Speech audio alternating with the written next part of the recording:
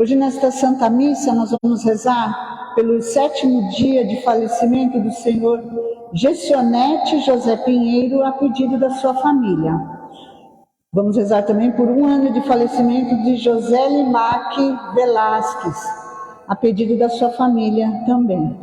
Pela alma de Luiz Manuel Correia de Aguiar, Maria Magnólia Atílio, Paulo César Atílio Júnior, Ercília Rosa Costa Miranda, Velozina Araújo Santos e José Zago. Pela alma de João Moro, Estela Degan, Armando Moro, Aparecida Moro, Ermelinda Birello, José Birelli, por todas as almas. Ação de graças a Santo Expedito, a Santa Edviges, a São Sebastião, a Santa Teresinha, a Santa Rita de Cássia, pelas almas benditas dos aflitos e dos necessitados. Pela saúde, anjo da guarda e paz de Paulo Honorato de Araújo, Luzineide Moreira, Mateus Araújo e Thaís Marcial. Pela saúde, anjo da guarda de Maria Moreira e família, Tirso Meirelles, Tereza Meirelles, Maria do Socorro Moura, Daniela Pelizoni, Isabel Rocha e Regiane. Pela alma de Cícero Rodrigues, Alzira de Araújo e Valdemar Pires de Oliveira. Pela alma de José Paulo de Rezende, Inês de Rezende, Jucinéia de Rezende, Maria Heloísa e Ana Moreira. Pela alma de Antônio de Andrade, Maria do Carmo dos Santos, de Dalina Aparecido da Silva e de Dulce Tenório da Silva. Pela alma de Ana Amélia Alvarenga, pela alma da dona Irene Enéas do Nascimento, e por todas as nossas intenções que trazemos no coração. Vamos todos ficar de pé, nós vamos cantar e vamos iniciar a Santa Missa.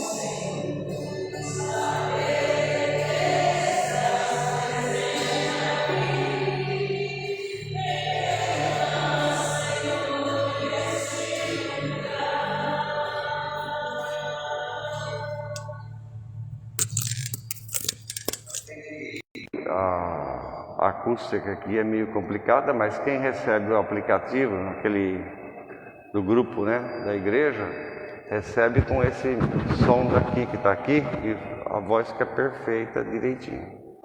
Só para lembrar. Também vamos rezar, além dessas intenções, seu José Limaque Velasquez e Gestionete, José Gestionete. Não, eu sei que é Gestionete, eu sei ler. Mas o nome diferente, é um nome diferente, não? Gestionete. O que significa?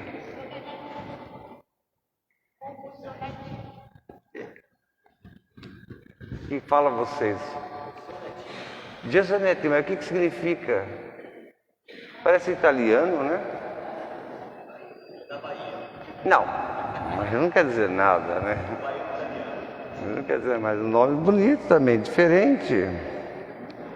Além da rezar pela alma dele e também do seu José aqui, Velasquez, vamos rezar em ação de graça pela Dona Hilda, a mãe do Cris, uma belezura. O Cris é o barbeiro aqui em frente a Tereza lá, como é que chama aquela rua mesmo? Esqueci o nome da rua. Então, filho do seu Digo, o Cris, maravilhoso ele, antigo também. Isso, Diogo Botelho. Também vamos rezar, vai rezar para a Dona Hilda, né? Ação de graças pelos 90 anos de vida de Dom Angélico Sândalo Bernardino. 90 anos, fez dia 19. Foi bispo aqui da nossa região de São Miguel, né? O melhor e o maior bispo do Brasil, hein? Quem conviveu com ele, conviveu. Quem não conviveu, perdeu. Mas 90 anos. Um espetáculo. Também agradecer pela saúde da Edna Matos, que nos deu a honra da visita hoje. Também rezar em memória de São José de Anchieta, dia 25, agora. E também, no dia 25, vocês sabem que se celebra em favor dos carteiros, que o Correio do Brasil foi fundado no dia 25 de janeiro de 1663. Então, dia 25 é também o dia do carteiro, né? Rezar por essa gente que trabalha, né? Nesse ramo. Rezar também em memória da Mônica Navarro, que é parente do Moeda lá. Eu não sei, não lembro o que é dele. Mônica, ela morava aqui no bairro, teve um infarto, não sei como, jovem de tudo. Mônica Navarro. E também nós celebramos também 2 anos de falecimento do Paticão, de Hermelino Matarazzo. Todos, acho que alguns conhecem, pelo menos conheceram. Além de padre, é uma pessoa, né? Combativa nos movimentos sociais. O Hospital de Hermelino existe por causa dele. Enfim, muitas lutas inumeráveis, se a gente for elencar, né? Que teve a presença dele, o apoio da igreja. E realmente o Paticão não é um padre igual aos outros. Não é. Tem bispo que gosta de tratar os padres como se fosse tudo igual. Isso não é verdade. O padre não é igual ao outro, né? Então, o Paticão não é igual. Assim como o padre Paulo Bezerra não é igual, eu não sou igual, e assim não é igual. Não adianta a gente querer tratar. Não é verdade. Esse idealismo de igualdade é falso que a gente tem na cabeça, porque vem do iluminismo.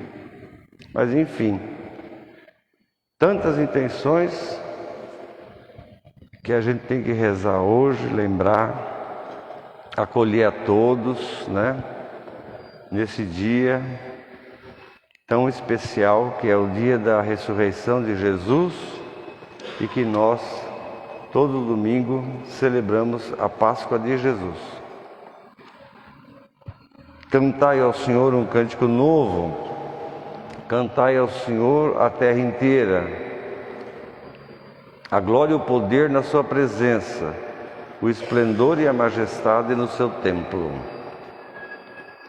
Em nome do Pai, do Filho e do Espírito Santo, a graça e a paz de Deus, nosso Pai, e de Jesus Cristo, nosso Senhor, esteja sempre convosco.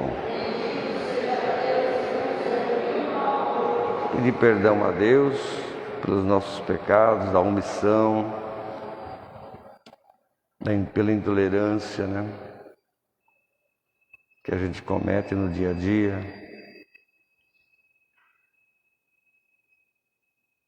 Não vou nem falar aqui o que eu senti essa semana, por causa daquelas coisas dos índios lá, né? Eu não vou nem falar aqui o que se passou pelo meu coração, porque é revoltante demais.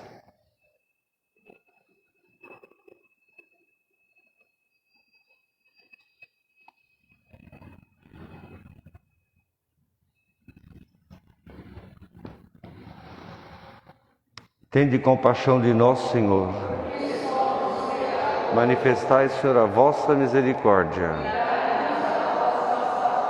Senhor, tenha misericórdia de nós. Cristo, tenha misericórdia de nós. Senhor, tenha misericórdia de nós. Deus Todo-Poderoso, tenha compaixão de nós, perdoe os nossos pecados e nos conduza à vida eterna.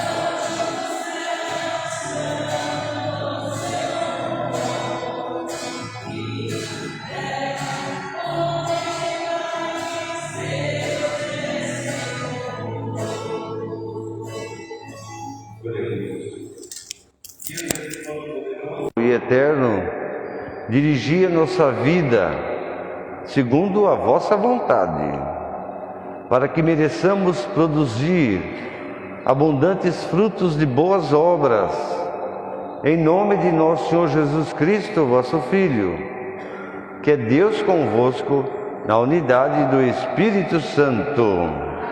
Sentado, vamos ouvir o texto maravilhoso do livro do profeta Isaías, capítulo 8. É o primeiro Isaías.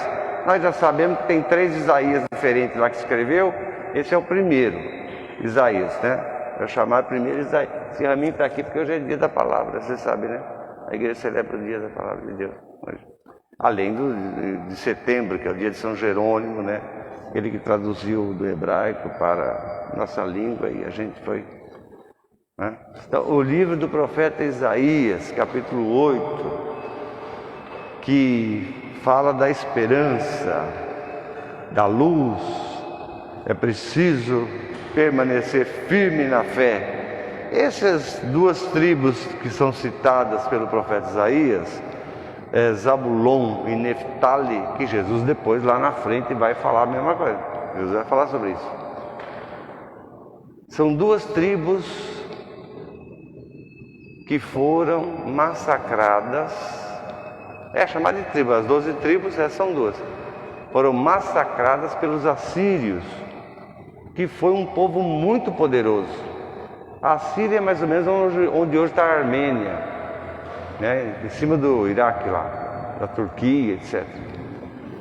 Foi um povo muito poderoso. E eles massacraram esse povo.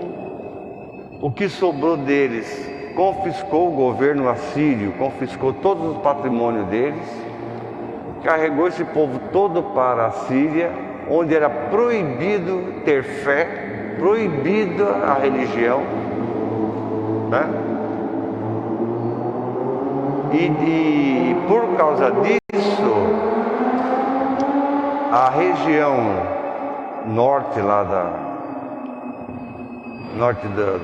de Israel ficou conhecido como a Galileia dos pagãos. Ficou conhecido assim. Era judeu de 2ª categoria, 3ª categoria. Esse preconceito persistiu depois dessa convivência com os assírios lá, a falta da religião, não praticar religião. Nossa Senhora, é uma coisa terrível. Para o judeu é uma coisa terrível. A intolerância, né? Enfrentar aquelas coisas. E eles, quando voltaram depois, continuou o preconceito. Tanto é que a Cafarnaum, onde nasceu São Pedro, fica dentro desse território aí. E ficou conhecido como Galileia dos pagãos, para vocês terem uma ideia. Era proibido entrar na casa. Para vocês terem uma ideia da coisa. Os judeus, que também foram muito preconceituosos, os rabinos orientavam que você tivesse qualquer negócio para fazer lá para cima, que você nem andasse, né, entrasse nas tribos, né? Desse volta, não sei por onde. Uma coisa horrorosa, terrível. A intolerância. E o profeta Isaías nos fala de palavras de esperança para esse povo, para essa gente. Fala da luz, da esperança, da alegria. Não pode perder essas coisas. A pior coisa que a gente tem que viver, a gente não pode perder a esperança, não pode perder a consciência de que Deus está com a gente. Deus está no meio de nós, na nossa vida, nas nossas relações. Manda brasa.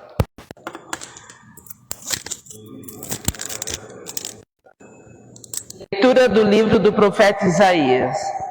No tempo passado, o Senhor humilhou a terra de Zabulon e a terra de Neftali, mas recentemente cobriu de glória o caminho do mar, do além-Jordão e da Galileia das nações. O povo que andava na escuridão viu uma grande luz. Para os que habitavam nas sombras da morte, uma luz resplandeceu. Fizeste crescer a alegria e aumentaste a felicidade. Todos se regozijam de tua presença, como alegres ceifeiros na colheita, ou como exaltados guerreiros ao dividirem os despojos. Pois o jugo que oprima o povo, a carga sobre os ombros, o orgulho dos fiscais, tu os abateste, como na jornada de Madiã. Palavra do Senhor.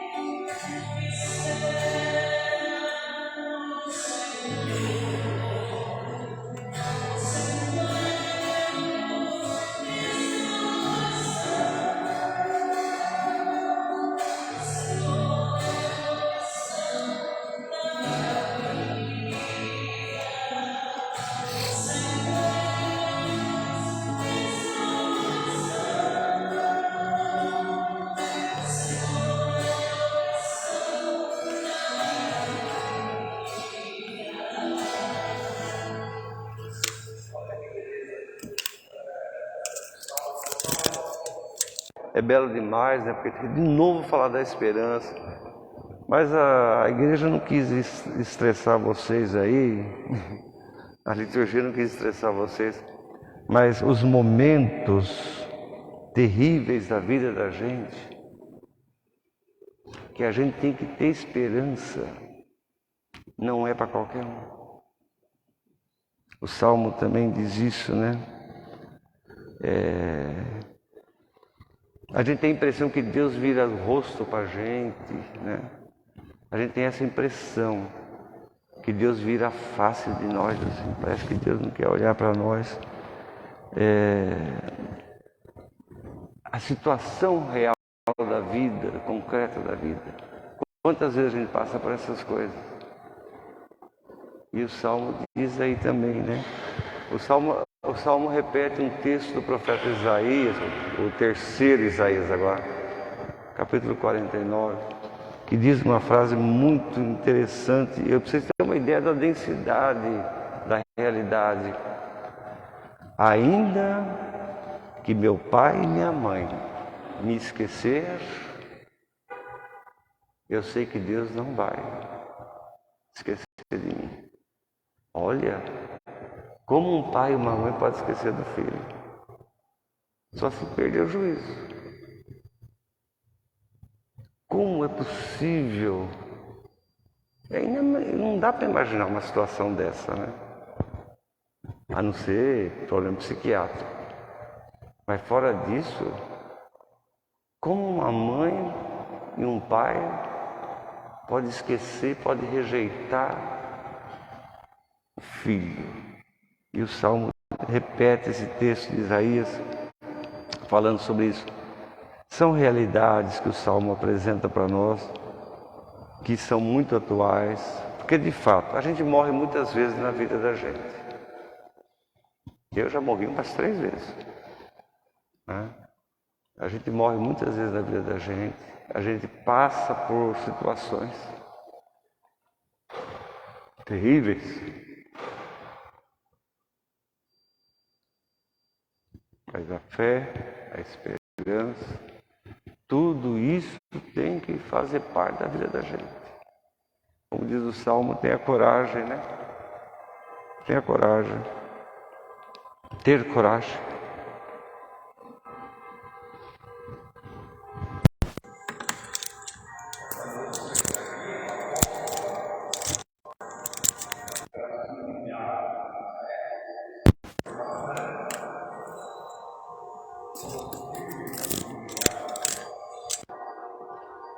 Estou dando aqui meu testemunho,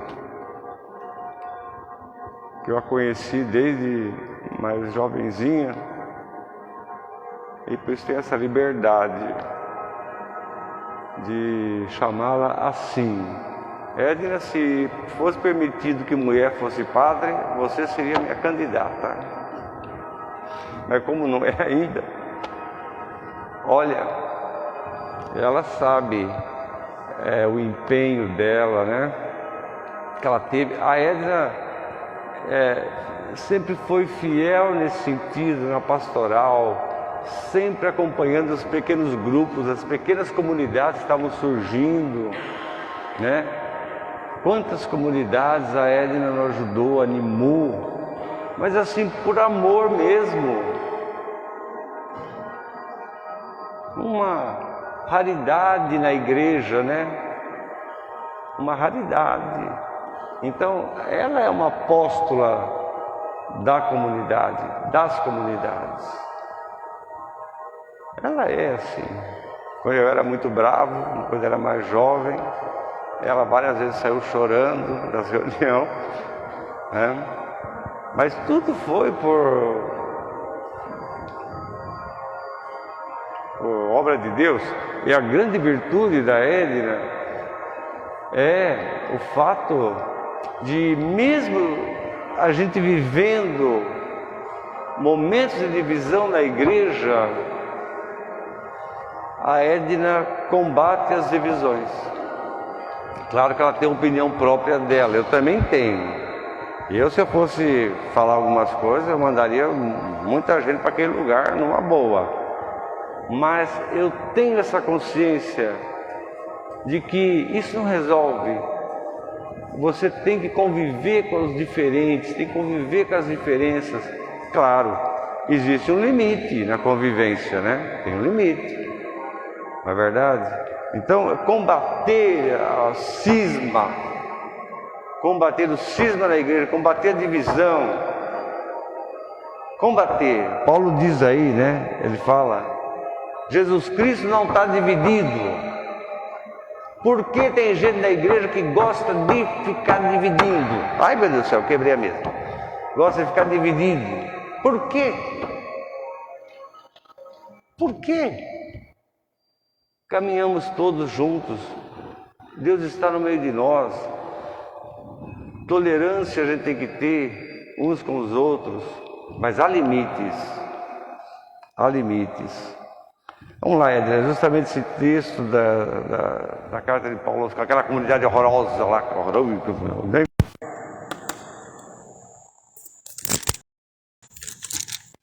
Leitura da primeira carta de São Paulo aos Coríntios. Irmãos, eu vos exorto pelo nome do Senhor nosso Jesus Cristo, e que sejais todos concordes uns com os outros, e não admitis divisões entre vós. Pelo contrário, sede bem unidos e concordes no pensar e no falar. Com efeito, pessoas da família de Cloé informaram-me a vosso respeito, meus irmãos, que está havendo contendas entre vós. Digo isso porque cada um de vós afirma, eu sou de Paulo, ou eu sou de Apolo, ou eu sou de Cefas, ou eu sou de Cristo. Será que Cristo está dividido? Acaso Paulo é que foi crucificado por amor de vós? Ou é o nome de Paulo que fostes batizados? De fato, Cristo não me enviou para batizar, mas para pregar boa nova da salvação, sem me valer dos recursos da oratória, para não privar a cruz de Cristo da sua força própria. Palavra do Senhor.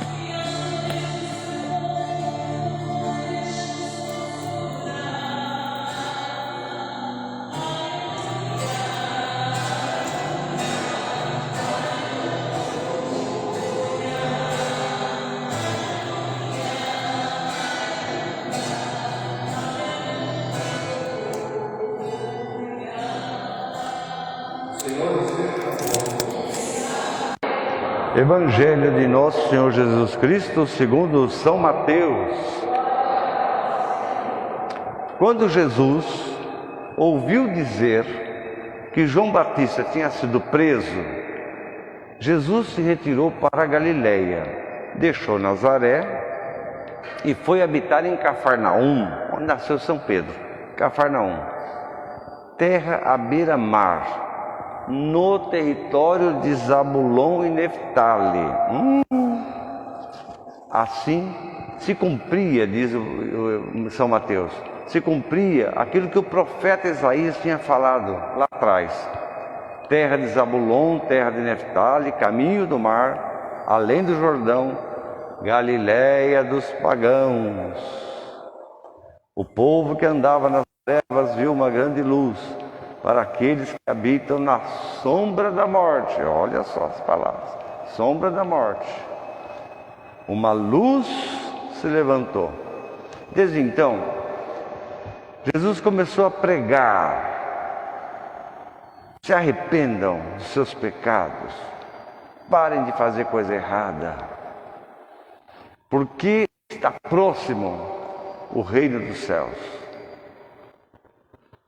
Caminhando ao longo do mar da Galileia, Jesus viu duas pessoas, dois irmãos,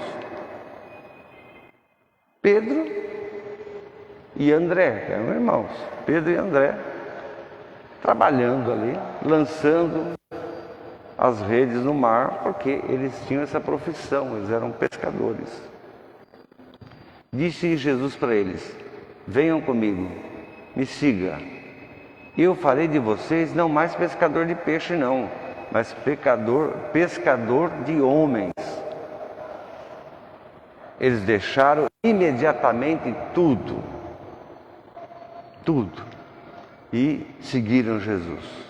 Mais para frente um pouco, ele viu outros dois irmãos, o Tiago, filho de Zebedeu, e João, rapazinho novo, que estava lá no barco, na companhia do pai, que era dono do barco, consertando as redes, se preparando para o trabalho. Jesus chamou os dois também, e eles deixando o barco, e o pai, a contragosto do pai, lógico, e o pai seguiram Jesus. Depois, Jesus começou a percorrer toda a Galileia, ensinando em tudo quanto é lugar, na sinagoga, na rua, todo quanto é lugar, nas casas, enfim, proclamando o evangelho do reino e também curando algumas pessoas entre o povo. Palavra da salvação. Que as palavras do evangelho perdoem os nossos pecados. Amém. E nos ajude. Esse ramo é seu. É seu. Você lembra dele? Você levar para você, viu? Obrigada. Lembrança minha, é minha. Podemos sentar um minuto? Vamos fazer uma pequena reflexão. Se vocês tiverem juízo, paciência comigo, não ficar me xingando aí, sobre o texto do evangelho. O evangelho de hoje é de Mateus capítulo 4, 12 a 17, e narra esse caminho da palavra, o caminho da palavra, a construção da palavra, do anúncio do reino do céu. Eu já falei para vocês, vocês sabem, quem acompanha a gente aqui sabe disso. São Mateus é muito avançadinho, meio ousado em certas coisas. Ele não chama a proposta de Deus, o reino, que no fundo, o reino é uma espécie de memória de alma que nós vivenciamos lá no paraíso, né? No paraíso você tinha problema? Não tinha nenhum. Não tinha político, não tinha imposto, não tinha ladrão, não tinha nada. É uma vida boa, é aquilo que a gente quer, né? Lá. Mas como a gente é meio cabeçudo, vocês sabem o que aconteceu. Essa memória dela lá, vida, ficou sempre na cabeça da gente. A gente sempre quer isso. Eu quero a paz, eu quero a estabilidade, eu quero a família, eu quero tudo perfeito. Isso daí foi chamado de reino. Essa memória foi chamada de reino. Os evangelistas normalmente chamam de reino de Deus, que é lá, é o paraíso. Não é da gente, é dele. É dele lá. Ninguém é dono do reino, é Deus que é dono.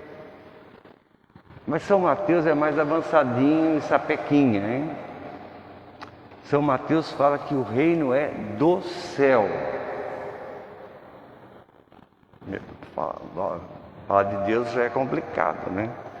Falar do céu ainda piorou, porque ninguém teve lá e já voltou, ninguém para lá. Então ele tenta falar dessa realidade, essa vontade que Deus, depois da mágoa, da choradeira de Deus lá no Gênesis, Deus, essa vontade dele de que o homem tomasse juízo e voltasse a conviver com ele. Assim, de verdade, porque a convivência no Gênesis não é uma convivência espiritual, é a convivência mesmo. Você almoçar, jantar, tomar café, tomar banho com Deus. É uma calamidade, conviver, ou escutar o ronco dele, quando ele está dormindo, aquelas coisas. Conviver presencialmente. Então, São Mateus, muito avançado, não chama o paraíso, essa memória afetiva que carregamos dentro da gente. Qualquer religião carrega isso aí. Todas as religiões carregam essa memória, porque é uma questão de humanidade. A questão de humanidade, do humano. São Mateus chama de reino do céu. João Batista ousou também falar essa expressão, São João Batista. Parece que, olha minha gente, que o Espírito Santo, ele oferece sempre, em todos os momentos, uma espécie de continuidade, uma espécie de continuidade histórica, coisa rara, que é conduzida por Deus. Nós não temos capacidade, nós pecamos, assim como o Adão e a Eva lá, os primeiros seres humanos, não conseguiram fazer isso. É um pecado que a gente carrega em tudo, em tudo. A gente não consegue dar continuidade àquilo que a gente viveu, aquilo de bom que a gente viveu. A gente quer sempre se aparecer, achar que é o melhor. Agora sim, quando o Adão e a Eva foram expulsos, foi uma choradeira, uma coisa toda. Aí eles conversaram entre eles e falaram: quer saber de uma coisa? Vamos fazer o nosso mundo e vamos fazer melhor do que ele lá. Não deu certo. O primeiro resultado do mundo dos homens é o assassinato, é o homicídio. O irmão mata o outro. Aí depois vai um atrás do outro. Porque a gente tem essa coisa. Mas de vez em quando, Deus permite que exista uma espécie de continuidade histórica para avanço, progresso do anúncio do Evangelho de Jesus. Então não tem um caminho assim retilíneo, caminho reto é só para Deus, mas não existe para nós um caminho assim, né? Aliás, o próprio livro do Eclesiastes, capítulo 3, fala dessa coisa do tempo, né? Tem tempo de amar, tem tempo de odiar, tem tempo de casar, tem tempo de não casar, tem tempo de colher, tem tempo de plantar, tem tempo de isso, aquilo. Na verdade, um tempo não está separado do outro. Quando você semeia, você prepara o tempo seguinte da colheita. Sempre. Então não tem uma divisão no tempo, né? Como a gente pensa. E a gente acha que o padre lá do Itaim, quando eu saí do Itaim, o padre lá do Itaim não falou isso? Agora vai ter igreja aqui. Como se a igreja começasse, a igreja do Itaim tem mais de 60 anos, começasse com ele, né? Não começa com ele. Aí eu vim para cá, a igreja daqui não começou comigo. Se tem pecados nessa igreja, tem que começar lá do primeiro. Que vem. Se tem coisa boa nessa igreja, é em relação ao primeiro que vem. A gente não tem isso. A família é isso, a família é a complementação de um do outro. O filho não pode pensar, claro que o filho vai ser melhor que o pai. Alguém tem dúvida? Esse menino da camiseta que diz aí da liberdade, que ele quer liberdade na vida, ele é filho de quem? É seu ou é seu? Claro que ele vai ser melhor que você. Óbvio. Ele vai ter experiência diferente, ele vai ter oportunidade diferente.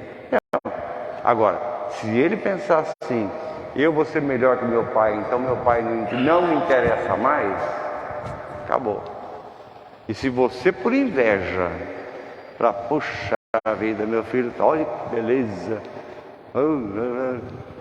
eu não tenho condição de conviver com ele, está lascado. Porque tem que fazer sacrifício. Família tem que fazer sacrifício, não adianta. Por mais ideal de família que você queira, tem que fazer sacrifício.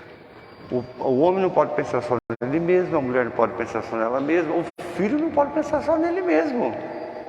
Se ele pensar só nele mesmo, ele destrói a família, acaba com a família. É a continuidade é diferente. O pai é diferente de você, meu filho. Sua mãe é muito diferente de você. Você é diferente para eles, né? Mas há uma espécie de complementação. As pessoas falam que é respeito, mas não é bem respeito não, é mais do que isso. Não é? É uma espécie de complementação, isso é dado por Deus, porque Deus ama a família da gente.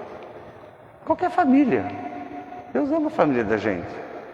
Deus quer que a gente se dê bem, que a gente, entende? Se ajude um outro aí nas dificuldades, nas coisas, porque a vida é assim. O senhor é pai dele, sabe que existe dificuldade na vida. A senhora é mãe, sabe que tem dificuldade. Então Deus quer isso da gente, né? E Deus permite que isso aconteça. Mas nós somos cabeçudos, viu, minha gente? Olha, Deus me livre. A gente é cabeçudo. A gente quer sempre, sabe, achar que a gente é o tal, que a gente é o melhor, que não sei o quê, que não sei o quê. E não pode ser assim. Não pode ser assim.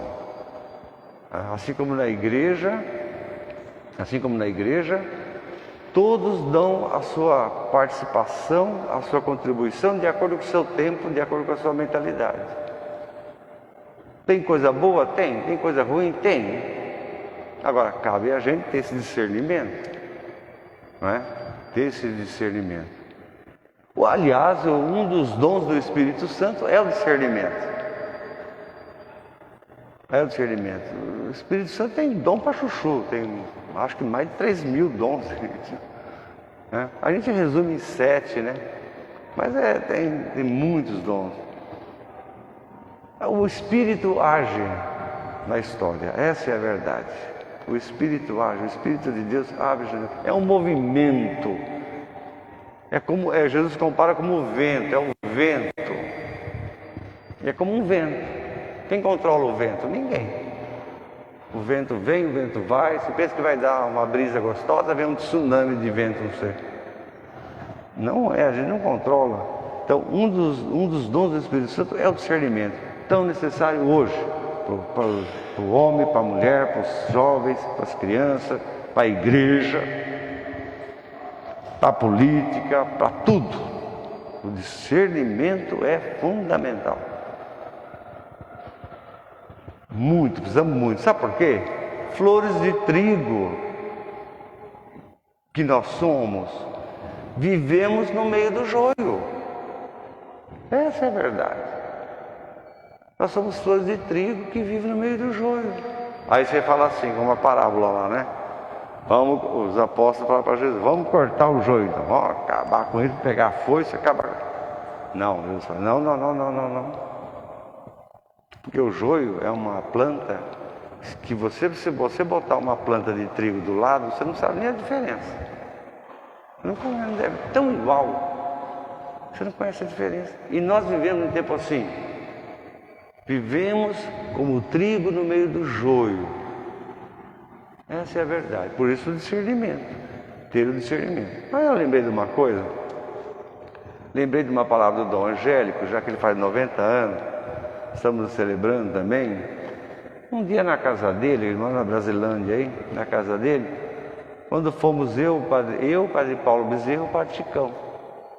Fomos lá e chegamos para ele e falamos assim, Dom Angélico, você não acha que está na hora de escrever um pouco as coisas, o que aconteceu, que foi realizado em São Miguel, na igreja de São Miguel, na Zona Leste? ele falou assim uma coisa muito interessante. Ele falou assim: olha, se vocês querem escrever, pode,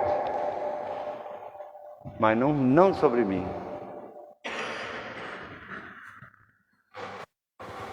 Porque eu caminho dentro da igreja, dentro da caminhada da igreja. Então escrevo sobre a igreja. Olha a consciência. Eu não quero uma biografia para todo mundo ficar... Ele falava até assim: eu não sou nem merecedor de biografia. Porque biografia é uma coisa, né, que exalta o indivíduo, né? Você vê esse príncipe Harry aí que escreveu aquele negócio lá. Ninguém está nem aí para o que está lá dentro daquele livro. Ele se promove, há uma promoção, né? Todo mundo vai falar daquele rapaz. O pai agora vai ser coroado não sei quando. Eu não sei o que o pai vai fazer, o Charles, né? Não sei o que ele vai fazer. Mas a promoção, a imprensa, a mídia social, às vezes, tudo pronto. E o Evangelho falava: não, escrevam dentro desse contexto da caminhada da igreja no Brasil e em São Miguel. Dom Angélico tem consciência de que ele é fruto do tempo. Ele é fruto do tempo, um tempo abençoado por Deus, né? Quisera todos nós, padres, e alguns bispos, inclusive, que o sucederam aqui, alguns bispos, tivessem tido essa consciência histórica, espiritual, porque o Dom Angélico, ele é um homem de uma espiritualidade grande, muito profunda, com simplicidade, Então, estamos todos dentro de um contínuo contexto que tem vida própria. Dom Angélico fez 90 anos agora, dia 19 de janeiro, 90 anos. Anunciar concretamente o Evangelho, aprendemos de Jesus, nos Evangelhos, que nos revela o conteúdo e o método, porque para tudo tem que ter conteúdo e método. O que e para quê, como. Já falamos e meditamos domingo passado sobre isso, as exigências de Jesus, etc. Mateus especialmente diz claramente que Jesus, olha, Mateus é ousado, diz que Jesus é a realização e o cumprimento da Sagrada Escritura do Antigo Testamento. O Antigo Testamento não tem valor. Olha como esse sujeito é provocante. O Antigo Testamento não tem valor se você desconsiderar Jesus. Sem Jesus não tem sentido o Antigo Testamento. Ele é muito provocador, não é? São Mateus. Olha que responsabilidade, não só dele, da comunidade dele, mas também a responsabilidade que ele coloca nas costas de Jesus. É muito grande. Então Mateus diz simplesmente isso nesse domingo. Jesus começou a pregar. Só. Mas a gênese do Evangelho não está deslocada do João Batista, que é isso que eu estou falando para vocês, esse enraizamento, essa espécie de continuidade.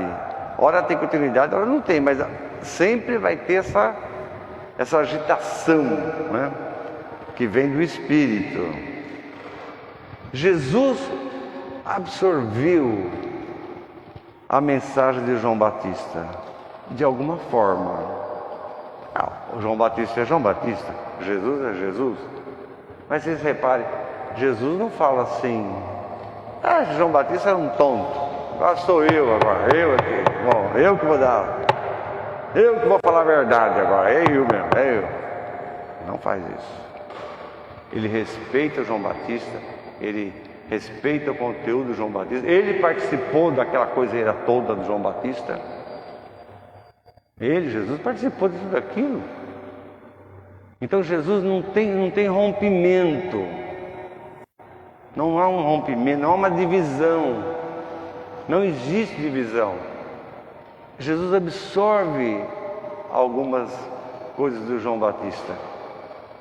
Jesus é até menos radical que o João Batista, né? Então a conversão e a prática da fé é fundamental.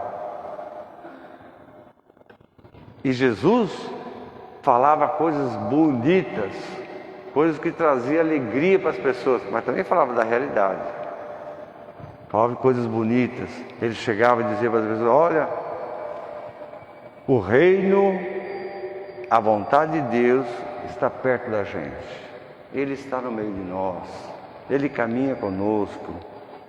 Esse anúncio que Jesus fez em Cafarnaum, para aquele povo ferrado, nossa Senhora, aquele povo ferrado, com consciência de escravo, porque você sabe que a escravidão é uma coisa abominável para o ser humano, qualquer tipo de escravidão, porque mesmo que a gente saia da escravidão, a gente continua com a memória da escravidão. Você entende? Os egípcios, né? Os judeus saíram do Egito, ficaram 200 anos de escravo lá. Saíram do Egito, liderados por Moisés, foram para a Terra Prometida. Moisés teve que inventar um negócio para caminhar 40 anos no deserto. Porque aquele povo que saiu de lá, a cabeça deles era de escravo. Eles não conseguiam entender a liberdade. Então tinha que morrer todo mundo que saiu de lá, e os jovens é que entraram na Terra Prometida. O Josué, que era mocinho. Então a escravidão é uma coisa abominável. É a pior coisa que existe. Pior coisa que existe. Ser escravo de alguma coisa é a pior coisa que existe. Então Jesus faz justamente para esse agente, para esse povo, Zabulon, Neftali, um povo sofredor em todos os sentidos, extremamente pobre, misericórdia, e pobre espiritualmente também, porque um povo que carrega uma pecha de inferior, um povo que carrega aquela pecha de terceira categoria. Aliás, tem gente que adora fazer a gente se sentir assim, você já reparou? Né? Tem bispo que adora fazer isso. Tem bispo, olha, bispo que adora botar o padre no chão, olha assim, sapatear em cima. Vocês também devem ter gente, às vezes na família, fora da família, que o prazer da pessoa é chegar e botar a senhora para baixo. A senhora está bela, bonita, tudo, a pessoa chega, ela bota a senhora lá embaixo. Não é? Não tem? Que jeito horrorosa, pelo amor de Deus, gente horrível. É uma pobreza, uma pobreza violenta. É uma pobreza violenta, espiritualmente inclusive. Porque aquela pessoa ali está lascada, né? Só para lembrar, no passado, então, como eu disse para vocês, os assírios confiscaram todos os bens, porque toda ditadura sempre acaba nisso, né? Confisca os bens dessas duas tribos, levou o povo para a Síria, lá perto da Armênia, como eu já falei. Praticar religião era impossível, era proibido, que é um direito básico, a prática da religião, a prática da conviver é um direito básico, né? O povo sofreu muito intolerância religiosa, o povo de Deus sofreu muito intolerância religiosa, preconceito religioso, isso existe e está presente até hoje. Eu adoro conversar com o testemunho de Jeová, né? Eles vão bater lá na minha porta, eles não sabem que eu sou padre. Eles vão bater na minha porta, eu já saio pulando de alegria. Pego a minha Bíblia, saio pulando. Quando a conversa descamba por parte deles, ou de qualquer outra religião, para diminuir aquilo que eu acredito, aí eu questiono o papel dele. Eu falo: minha filha, eu quero saber o seguinte: o pastor da sua igreja ensinou você a pegar a Bíblia e ir no portão da casa dos outros para xingar os outros? Para falar que ela não presta, que a religião dela não presta, que Nossa Senhora não sei o quê? É isso que ele ensinou para você? É assim. A Bíblia não é um livro para você xingar os outros. A Bíblia não é um livro para você ofender os outros. Não. Que pastor é esse que ensinou isso para você? Me avise que eu vou lá bater um papinho com ele. Mostrar para ele algumas coisas. Não, a religião não pode ser instrumento de opressão, né? Não pode.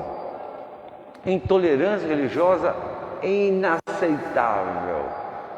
Inaceitável. Um pastor ir numa televisão e falar assim: todo terreiro de Umbanda só tem demônio, só tem capeta. Na Bahia só tem o candomblé é capeta.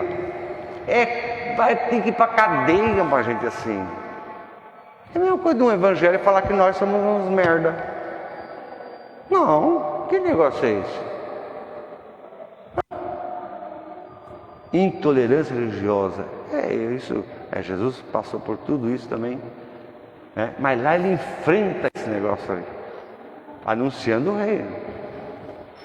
Ainda no tempo de Jesus, o preconceito religioso que os judeus tinham é enorme. Olha, você chamar um irmão seu, uma parte do povo de Deus, de Galiléia dos pagãos, de gente que andava na região da morte.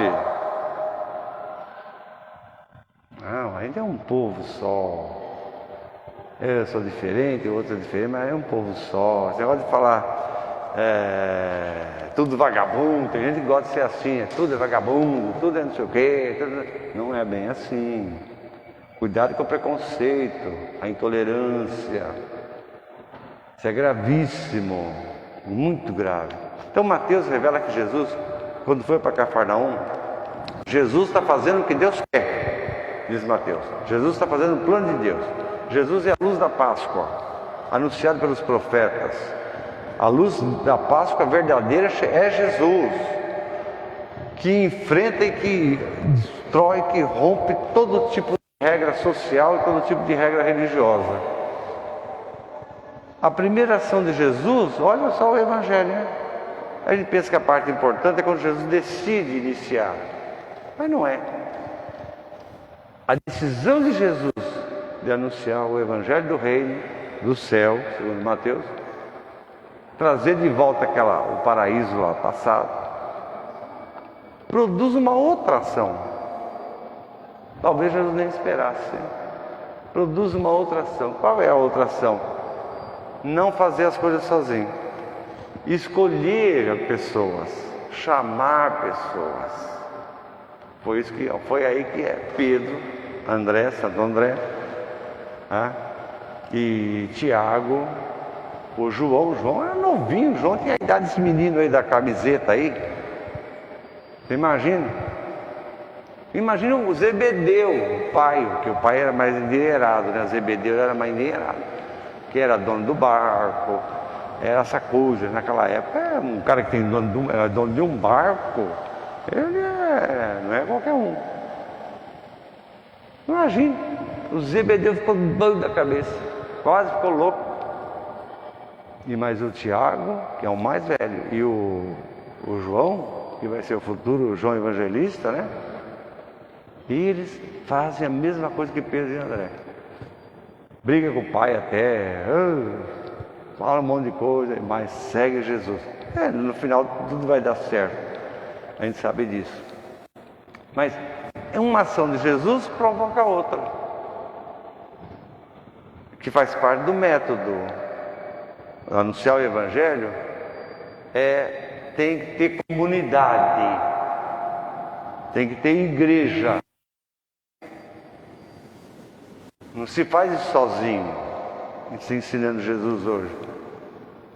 A mensagem de Jesus é uma mensagem de alegria, não é de tristeza não. Deus vem pessoalmente nos visitar. Deus se faz homem, nasce, se torna a gente. Não toma a nossa condição humana por um sentido de dever, mas porque ama a gente. Ama a nossa humanidade. Ama a gente. E Deus tomou a nossa humanidade, porque Deus ama a gente. A gente pode lutar contra o amor de Deus, não quer, mas não adianta. Deus ama a gente. Deus quer o bem da gente. Deus não desiste da gente, não desiste. Deus não desiste da gente e não desiste de você não. Você que pensa. Se você pensa, você é errado. Deus não desiste da gente. Deus quer o bem da gente. Deus ajuda a gente a enfrentar tudo na vida da gente. Deus ajuda a gente a enfrentar todas aquelas dificuldades que a vida impõe. Não é Deus que impõe, é a gente mesmo que impõe. Enfrentar, vencer, ter paz no coração. Ter aquela vida do Gênesis, do paraíso que a gente tanto almeja, né? Eu também lembrei, além do Evangelho, lembrei do... Você ainda lembra desse livro? Não sei se eu te dei. Um livro de 94, de um padre italiano chamado Arturo Paoli. Você lembra dele? Era um livrozinho simples. O título era O Caminho se faz caminhando. Não sei se você lembra dele. O Caminho se faz caminhando. E Arturo Paoli morreu com 103 anos de idade, senhor. O Arturo Paoli, ele foi padre, né, durante a Segunda Guerra Mundial. Deus me livre. Eu acho que eu não aguento. Ele dirigiu a ação católica italiana, porque depois da guerra tudo ficou destruído. Não foi só prédio, a economia, as pessoas também. A fé das pessoas. Foi tudo destruído.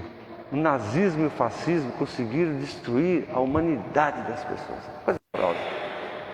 E a ação católica tinha essa finalidade: acompanhar as pessoas, formar novas lideranças para a igreja, para a sociedade também.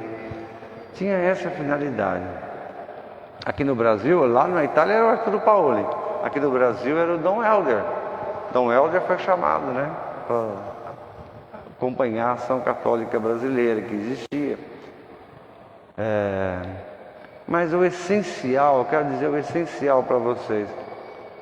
O essencial da espiritualidade, que é resistente e combativa, eu diria libertadora, né? Em tempos duros, em tempos de ignorância, que esse padre viveu, é que é muito atual para nós. Arturo Paoli batia na mesma tecla. Escreveu um monte de livro, mas o essencial, batia na mesma tecla. Jesus tem sempre que estar no meio da gente. Pode viver no nazismo, no fascismo, na guerra nuclear, na Ucrânia, na Rússia, no escambau, na Lua, em Marte, onde quiser. Jesus tem sempre que estar no meio de nós. Jesus tem que estar no meio dos nossos relacionamentos. Tem que ser assim. Seja lá qualquer tipo de relacionamento, político, familiar, eclesiástico, social, qualquer coisa. Jesus tem que ser lembrado na hora de você conviver com outra pessoa. Ele tem que estar no meio. Até, vai dizer Jesus, né, dos inimigos. Ainda que você tenha que conviver com o inimigo, Jesus tem que estar no meio.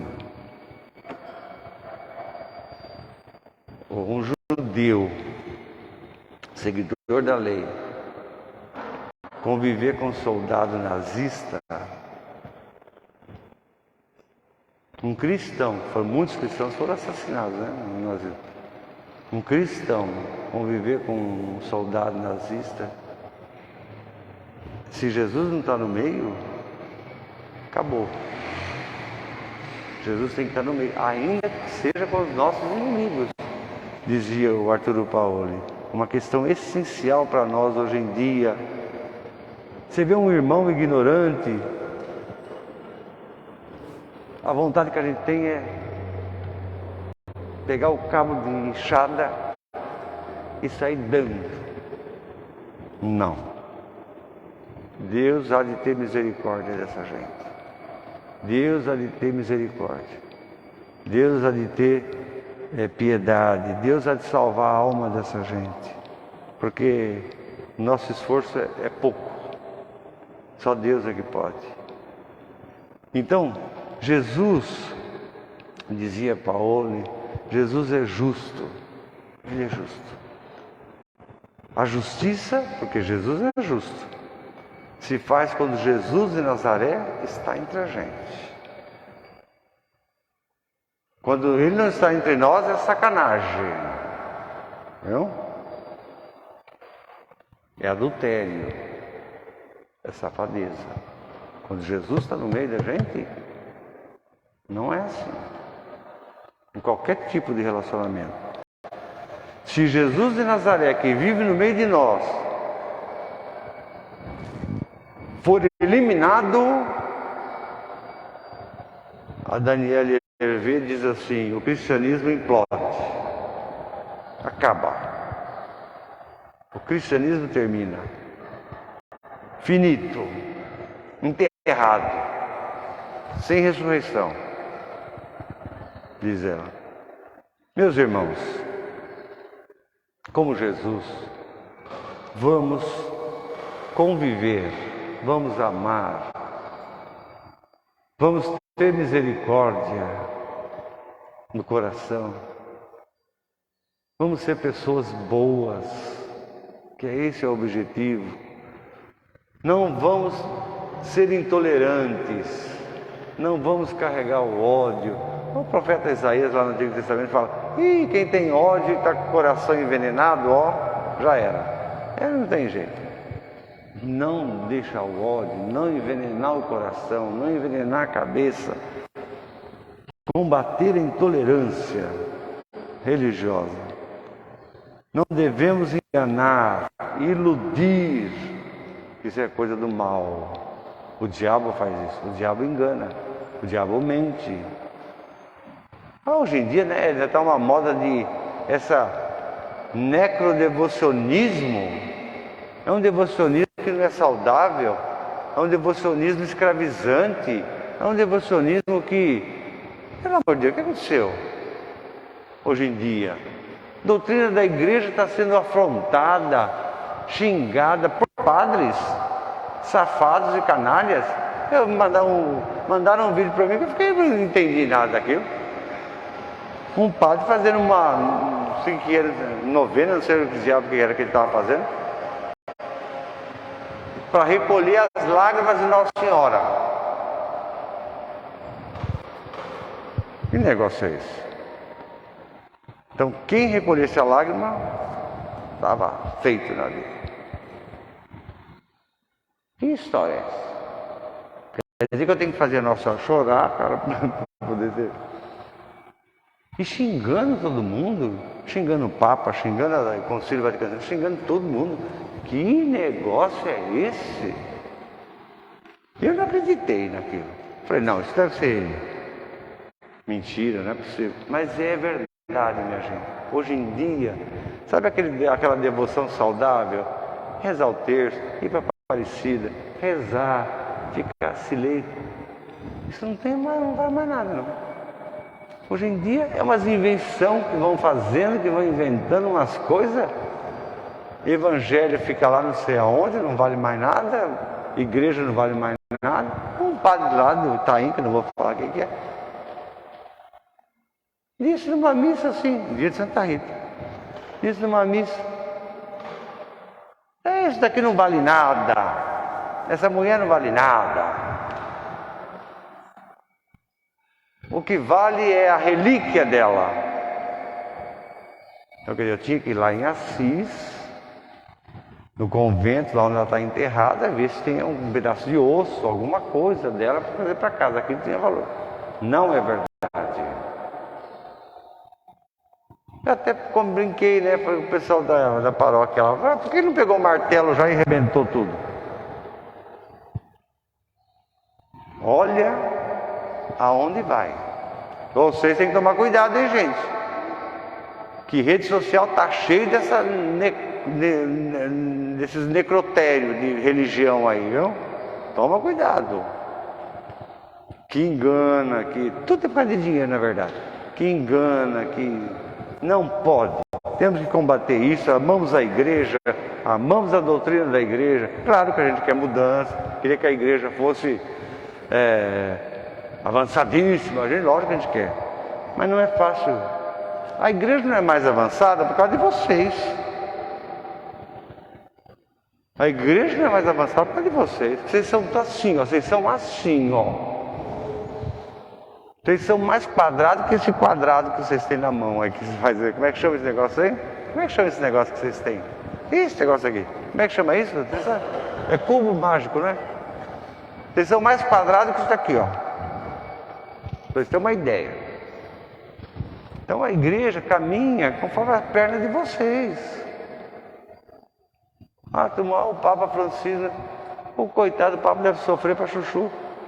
Porque a gente sabe que para ele a igreja é aquela igreja ali, né, de Jesus, aquela que convive, que vai atrás, aquela igreja. O Papa Francisco, no primeiro ano que ele foi escolhido, mas depois da Semana Santa, na Semana Santa, na Quinta-feira Santa, tem um lava-pés. Pô, menina, ele beijou o pé de uma moça que era muçulmana. Rapaz, o que xingaram o Papa Francisco? Não tem pecado nisso, não tem erro nisso. O que xingaram esse homem? E padre, hein? Padre aqui no Brasil, inclusive. O que xingaram esse homem?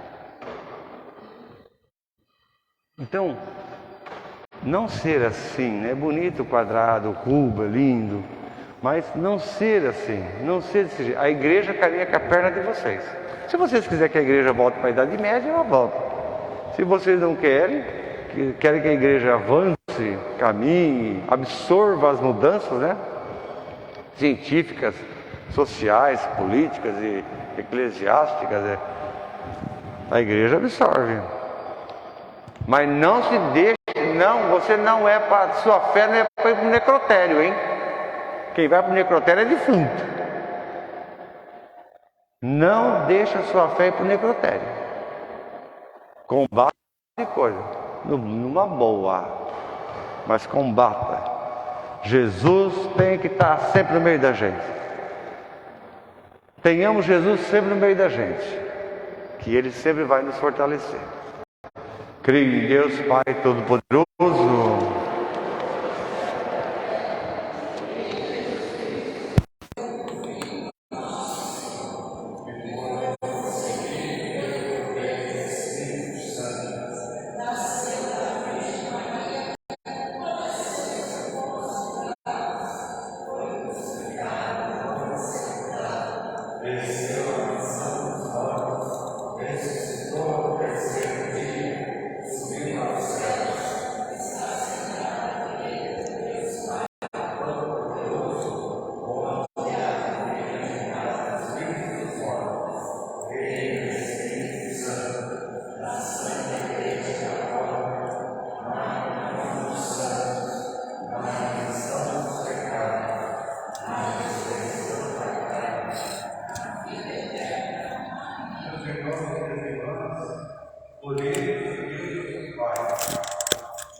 Chamou o povo que andava nas trevas e que quer iluminar todos nós com a palavra de Cristo, dizendo com toda confiança: ouvi-nos, Senhor, todos. Ouvi-nos, Senhor. Aqui, deixa eu te explicar aqui.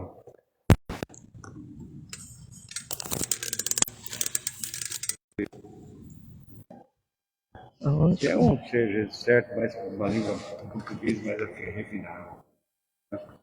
Então é número 1. Iluminai a vossa igreja, casa da palavra, para que nunca se canse de anunciar vossa palavra. Nós vos pedimos, ouvi-nos, Senhor. Iluminai os grupos de missão em nossas dioceses e comunidades, para que levem a luz da vossa graça a todas as casas e corações que visitarem. Nós vos pedimos, ouvi-nos, Senhor. Iluminai as pessoas engajadas no estudo e na meditação da vossa palavra, para que inspirem sempre mais aos cristãos na busca de vossa palavra. Nós vos pedimos, ouvi-nos, Senhor. iluminai os corações que estão desanimados em meio aos desafios da vida. Nós vos pedimos, ouvi-nos, Senhor. Ó Deus, luz do ser humano, escutai nossas preces e pela força de vossa palavra proclamada nesta liturgia, possamos vivê-la de todo o coração. Por Cristo nosso Senhor. Amém. Tá. Não. Não. Sente saudade, viu? Vamos então.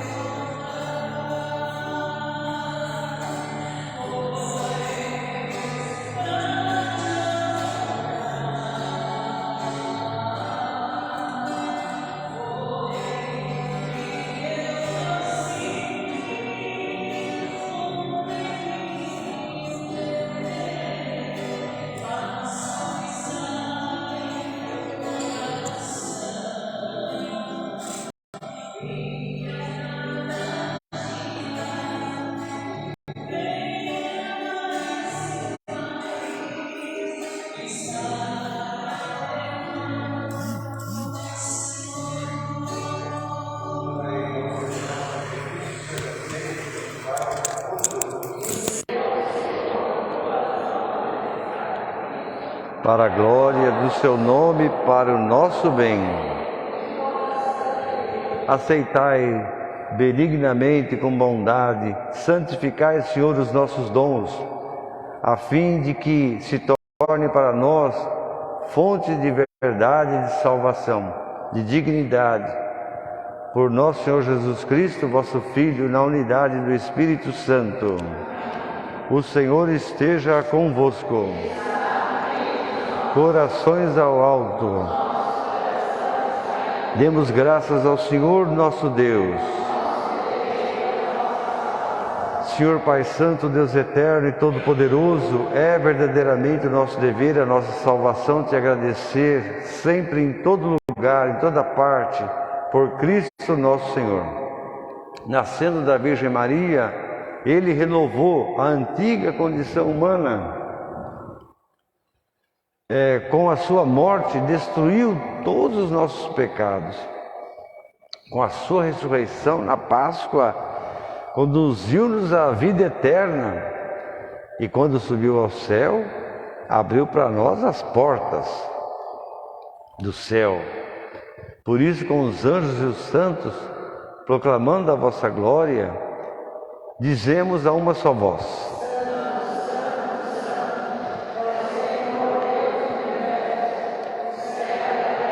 proclama a vossa glória. Bendito que vem em nome do Senhor. Vós, Senhor, sois verdadeiramente santo, sois a fonte de toda a santidade, reunidos na tua presença em comunhão com toda a igreja no mundo inteiro, ao celebrarmos o domingo, primeiro dia da semana, em que nosso Senhor Jesus Cristo ressuscitou dos mortos, humildemente te suplicamos, santificai esses dons, derramando sobre eles o teu Espírito, de modo que se convertam para nós no corpo e no sangue de nosso Senhor Jesus Cristo. Na hora em que Ele se entregava para voluntariamente dar a vida por nós, na Quinta-feira Santa, Ele tomou o pão, deu graças, partiu o pão e deu aos seus discípulos, dizendo: tomai todos e comei, isso é meu corpo que será entregue por vós.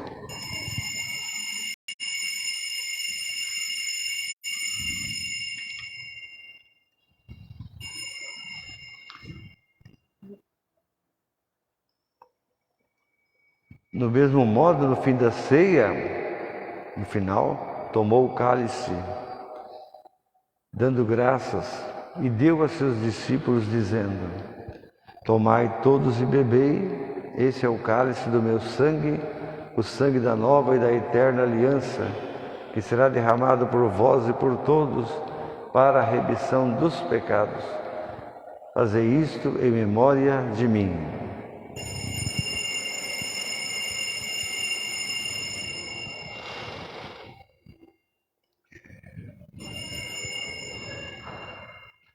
Mistério da fé para que o mundo seja salvo.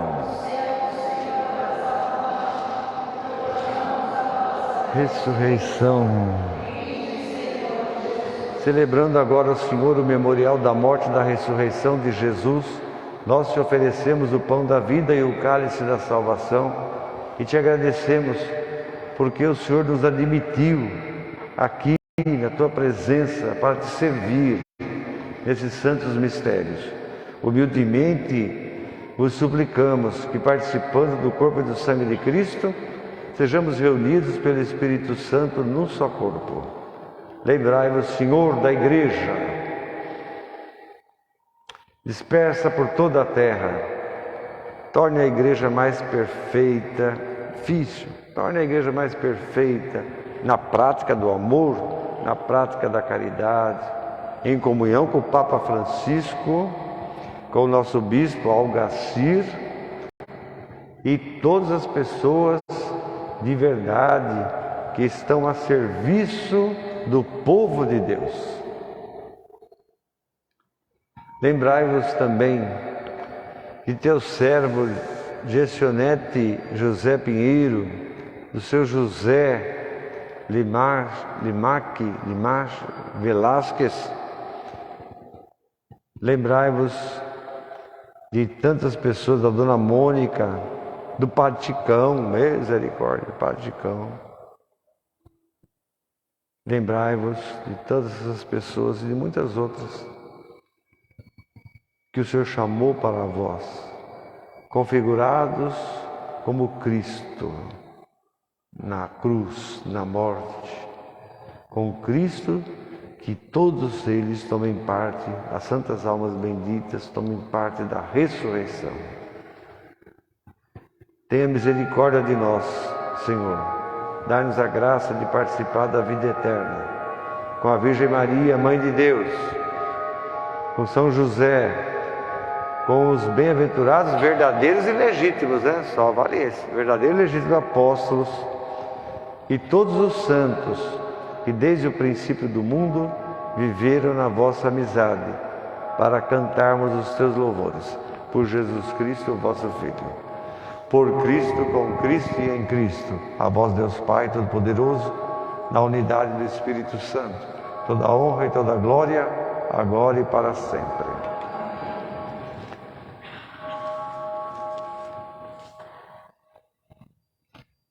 Porque nós somos filhos de Deus, amados por Deus. Com toda a confiança, rezemos a oração que Jesus nos ensinou. Pai nosso que estais no céu, vosso nome, venha a nós o vosso reino, vossa vontade, assim na terra como no céu. O pão nosso de cada dia nos dai hoje, assim como nós perdoamos a quem nos tem ofendido, e não os deixeis cair em tentação. Livrai-nos de todo mal, Senhor. Dai ao mundo a paz em nossos dias, para que, ajudados pela tua misericórdia, sejamos livres do pecado e de tudo quanto é tipo de perturbação, enquanto esperamos a vinda gloriosa de Jesus Cristo, nosso Salvador. Senhor Jesus Cristo, que disseste aos vossos apóstolos: deixo-vos a paz, dou-vos a minha paz. Não olhe os nossos pecados, mas a fé da nossa paróquia, da nossa igreja, e dá-lhe a união, a paz, segundo a tua vontade. Vós que sois Deus com o Pai, na unidade do Espírito Santo. A paz do Senhor seja sempre convosco. Cordeiro de Deus, que tirais o pecado do mundo,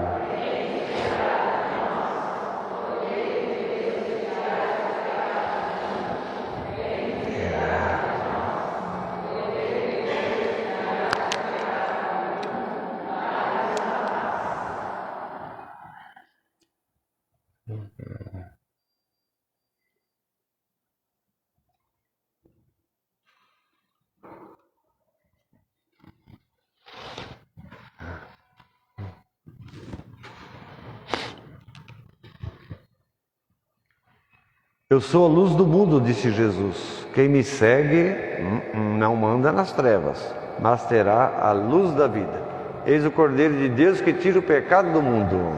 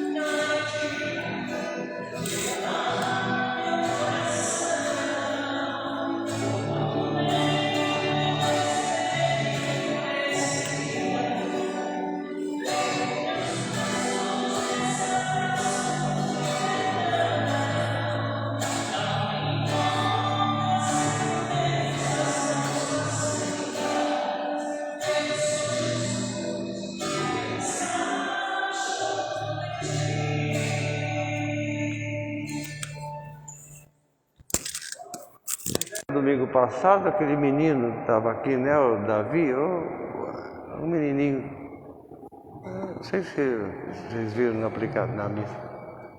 Às vezes não vieram, eu ia falar para eles virem, porque depois da missa, a mãe dele me contou uma história, assim, belíssima, sobre a gravidez dela, né? Ela até falou, esse menino para mim é um tamanhozinho seu, assim, mais novo que você.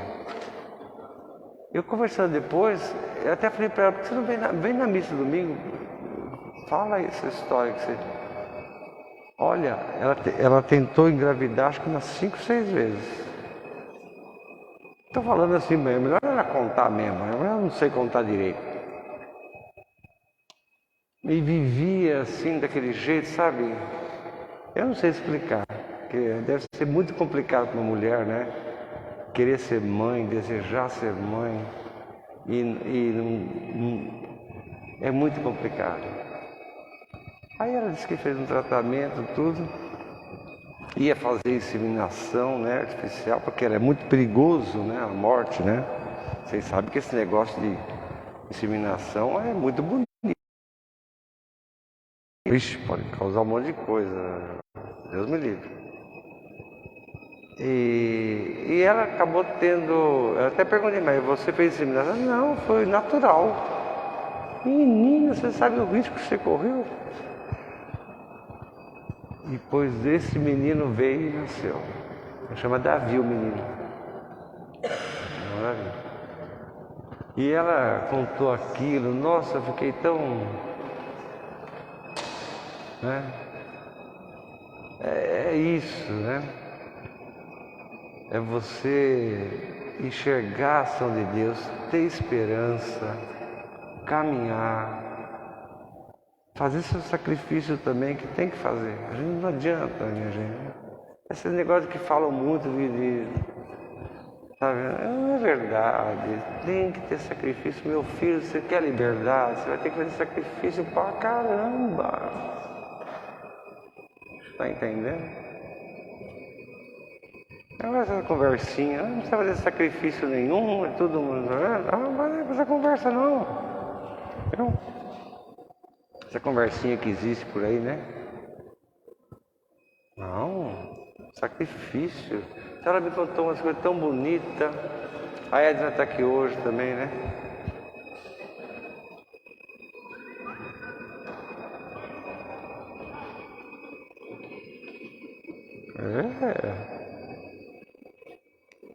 Deus, Ele não desiste da gente, viu? Ainda que a gente queira correr dele, ainda que a gente não queira concordar muito com ele, ele não desiste da gente. Você escutou? Você vai fazer a primeira comunhão, né? Esse menino aí, ó. Se Deus quiser, ele vai fazer a primeira comunhão. Quando sua mãe falou para mim, porque eu tenho um outro jeito de olhar as coisas, né? Não é simplesmente, a mãe veio aqui, fez pedido de inscrição. Não, para mim não é só isso. O que move, mesmo na morte, quando morre alguém da família da gente, acontece uma coisa esquisita, né? Na família da gente. Se as pessoas se encontram, se rezam, choram, ou se alegram também, porque tem gente que morre e a gente fica feliz, né? Acontece uma coisa, olha, é Deus que age na vida da gente, é Deus que age na vida da gente. Nunca se esqueça disso, viu? Edna, faz lá a oração depois da comunhão lá, vai. Se a igreja pudesse ter padre e mulher, você seria minha candidata. Você tem disciplina, você é uma pessoa... Tem que ter disciplina, viu? Para ser religioso tem que ter disciplina. Ixi, e muita. Vem aqui para ficar mais perto desse... O Daniel aqui, coitado, ele voluntariamente vem fazer esse serviço para a gente. Deve ser um sacrifício terrível para ele. E a Carol lá, ela deve... né? Eu estou confundido com o Francisco? A sua mulher deve me xingar, a Jéssica deve me xingar todo domingo de manhã. Ela deve mandar eu para aquele lugar, mas fala para ela que ela está perdoada, viu? Eu que fiz o casamento de vocês, tenho intimidade para falar essas coisas. Ela está perdoada. Ela deve me xingar bastante, né? É, mas aqui você fala assim só: pela vossa graça nos alegremos sempre. Bom,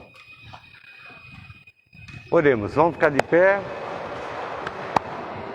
Deus onipotente, nós pedimos que, sendo vivificados pela vossa graça, nos alegremos sempre, por nosso Senhor Jesus Cristo, vosso Filho, na unidade do Espírito Santo. Amém. Ei, coisa boa. Desculpa da demora, perdão. Eu não costumo demorar tanto assim, é que às vezes me empolgo um pouco. Eles me perdoem, tá bom?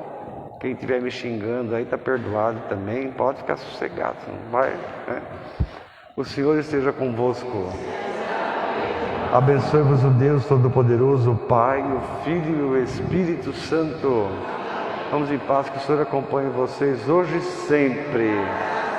Nada de intolerância, hein, minha gente, né? Nada de ódio, essas coisas, fiquem longe disso, né? O diabo é fogo, hein? Cuidado. Tenham coragem na vida, ânimo.